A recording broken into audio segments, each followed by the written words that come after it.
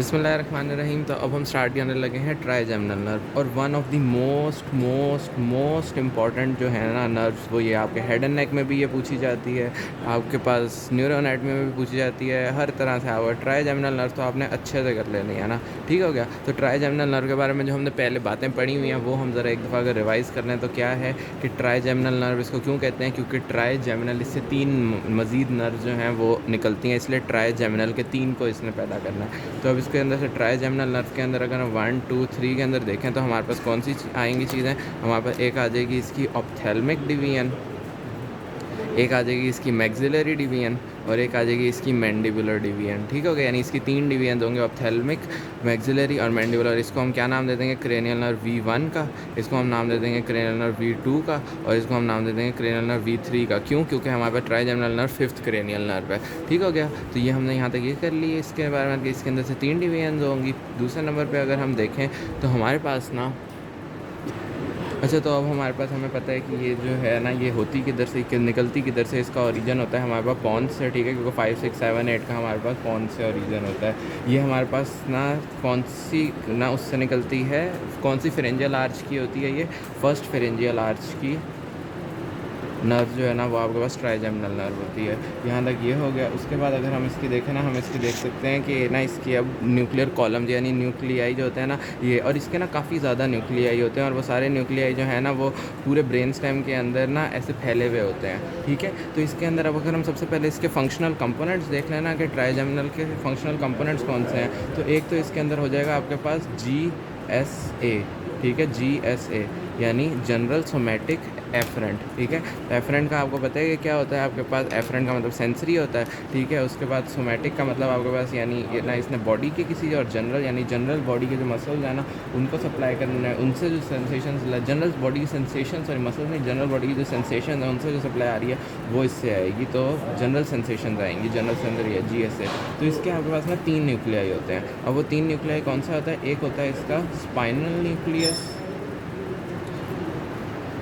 ठीक हो गया। और spinal nucleus of cranial nerve 5। दूसरा जो होता है आपके पास इसका वो होता है सुपीरियर सेंसरी न्यूक्लियस, और तीसरा होता है आपके पास मेसेंसेफेलिक न्यूक्लियस।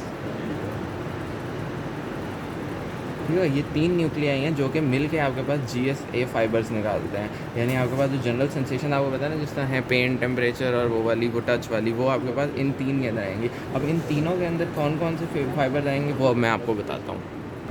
अच्छा, उसके बाद अगर हम देखें ना तो इसके अंदर नेक्स्ट जो चीज़ हमें पता होनी चाहिए कि इनके अंदर किस तरह के फाइबर आ रहे हैं ना, तो fibres conveying pain and temperature from face relay here. तो ये जो स्पाइनल न्यूक्लियस है ना इसके अंदर क्या आएंगे कि आपके पास जो पेन और टेम्परेचर होगा ना फ्रॉम फेस, वो आपके पास इधर आके स्पाइनल न्यूक्लियस के अंदर रिले, यानी आपके पास जो फेस होगा यहाँ पे, अगर मैं ये फेस, इससे आपके पास जो पेन एंड टेम्परेचर के फाइबर्स होंगे ना वो आके आपके पास रिले किधर करेंगे, ये जो ना ब्रेन स्टेम के अंदर स्पाइनल न्यूक्लियस पड़ा हुआ होगा। ठीक हो गया।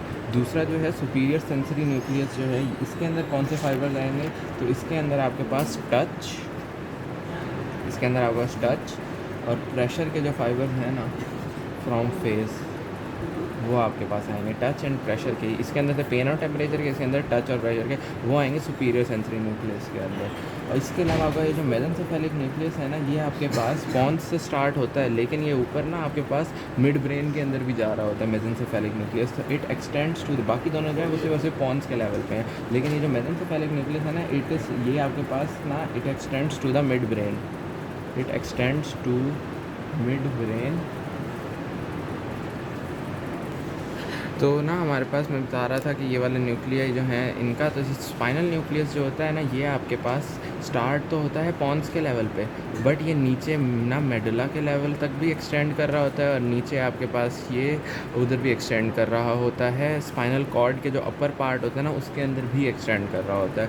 और ये जो सुपीरियर सेंसरी न्यूक्लियस है ना, इसको आप प्रिंसिपल पोंटाइन या सेंट्रल पोंटाइन न्यूक्लियस भी कहते हैं। सेंट्रल पोंटाइन न्यूक्लियस या फिर प्रिंसिपल पोंटाइन न्यूक्लियस। क्यों? क्योंकि आपके पास ये पॉन्स के लेवल पे होता है। मेसेंसेफेलिक न्यूक्लियस जो है ये मिड ब्रेन के लेवल तक एक्सटेंड करता होता है।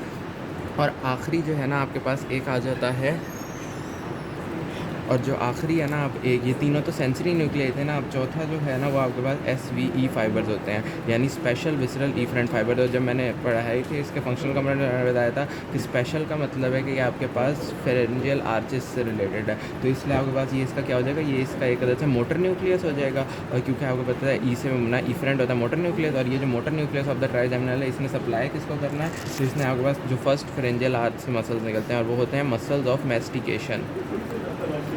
ठीक हो गया। तो इन मसल्स ऑफ मेस्टिकेशन को आपके पास ये वाला सप्लाई करेगा। अब ये मसल्स ऑफ मेस्टिकेशन को तो सप्लाई करते हैं इस मेसेंसेफेलिक न्यूक्लियस के अंदर क्या जा रहा है, क्योंकि इधर तो pain and temperature spinal nucleus में जा रही है, टच एंड प्रेशर जो है सुपीरियर सेंसरी न्यूक्लियस में जा रहा है। मेसेंसेफेलिक न्यूक्लियस में ये जो मसल्स ऑफ मेस्टिकेशन है ना, इनसे जो आपके पास प्रोप्रियोसेप्शन के फाइबर्स, प्रोप्रियोसेप्टिव फाइबर्स जा रहे हैं ना, वो आपके पास मेसेंसेफेलिक न्यूक्लियस के अंदर जाते हैं। ठीक हो गया। इसके अलावा आपके पास जो TMJ होता है ना, TMJ यानी टेम्पोरोमैंडिबुलर जो है, उससे भी प्रोप्रियोसेप्शन के फाइबर्स जो हैं वो मेसेंसेफेलिक न्यूक्लियस में जाते हैं। और जो आपके पास टीथ है ना, टीथ से भी आपके पास जो फाइबर्स होते हैं ना, वो आपके प्रोप्रियोसेप्टिव फाइबर वो आपको मेसेंसेफेलिक न्यूक्लियस में जाते हैं। दोबारा से रिवाइज करूँ तो पेन एंड टेम्परेचर जाएगा स्पाइनल न्यूक्लियस में, जो कि होता है पॉन्स, मेडुला और स्पाइनल कॉर्ड तीनों के लेवल पे।